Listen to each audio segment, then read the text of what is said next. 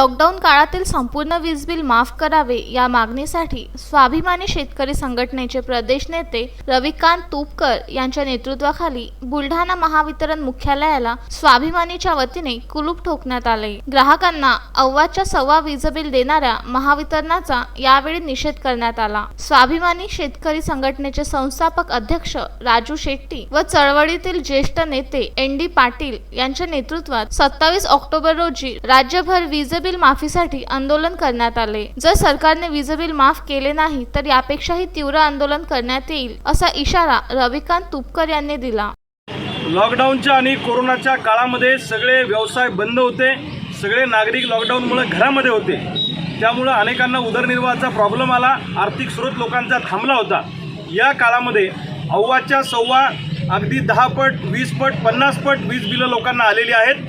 हे वीज बिलं सामान्य जनता भरू शकत नाही, म्हणून वेळोवेळी स्वाभिमानी शेतकरी संघटनेनं मागणी केलेली आहे की या काळातले वीज बिलं माफ झाले पाहिजे, परंतु राज्य सरकार अजूनही त्या बाबतीत ठोस भूमिका घ्यायला तयार नाही।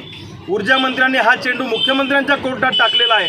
आज संपूर्ण महाराष्ट्रात स्वाभिमानी शेतकरी संघटनेनं महावितरण कंपनीला टाळ्या ठोकून या ठिकाणी आंदोलन केलेलं आहे। राज्य सरकारनं तातडीनं कोरोनाच्या काळातील लॉकडाऊनच्या काळातील संपूर्ण वीज बिलं माफ करण्याचा निर्णय घेतला नाही तर याहीपेक्षा उग्र आंदोलन स्वाभिमानी शेतकरी संघटनेला संपूर्ण महाराष्ट्रामध्ये करावं लागेल आणि त्याची संपूर्ण जबाबदारी ही राज्य सरकारची असेल। या आंदोलनादरम्यान पोलिसांचा मोठा बंदोबस्त तैनात होता। आंदोलनात स्वाभिमानीचे विदर्भ युवा कार्याध्यक्ष राणा चंदन, शेख रफिक, शेख करीम, ज्ञानेश्वर कल्याणकर, महेंद्र जाधव, कडुबा मोरे, रशीद पटेल, दत्ता पाटील, गजानन गवडी, संतोष गवडी, मनोज जयस्वाल, रमेश जोशी, संकेत मेंढे, शेख हारून, रामदास खसावत, रघु खसावत, सय्यद जहरुद्दीन, निखिल पाटील, सागर मेंढे, संदीप पवार, अजाबराव तायडे, शुभम महाले, विठ्ठल चौथे, सुभाष जगताप, हरिदास पाटील, जयंत गवई यांच्यासह कार्यकर्ते व पदाधिकारी उपस्थित होते। प्रशांत खंडारे, विदर्भ न्यूज, बुलढाणा।